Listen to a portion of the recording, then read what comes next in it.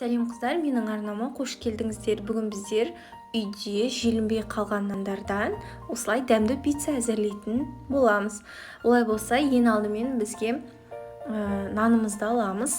Менің наным жұмсақ болғандықтан осылай ірі күйінде тұр. Сіздерде нан қатып қалған жағдайда нанымызды кубиктап турап аламыз. Кейін үстіне осылай сүтімізді, жұмыртқамызды және тұзымызды салып біркелкі болғанша араластырамыз.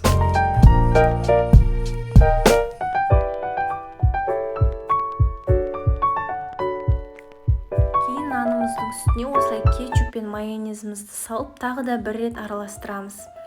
Содан соң барлығын қызып тұрған табаға салып, екінші бетіне аудару үшін осылай ортасынан бөліп, лопатканың көмегімен кері қарай ауыстырсаңыздар, екінші бетіне ауыстырсаңыздар болады. Қалаған салмаларыңызды салып, ірімшік сеуіп, осылай бетін жауып 5 минутта пісіріп алсаңыздар болады. Міне біздің пиццамыз дайын болды, өте дәмді болып шықты.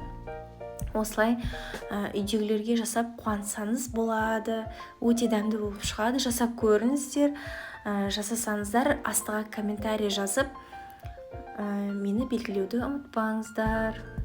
Барлықтарыңызға ас болсын.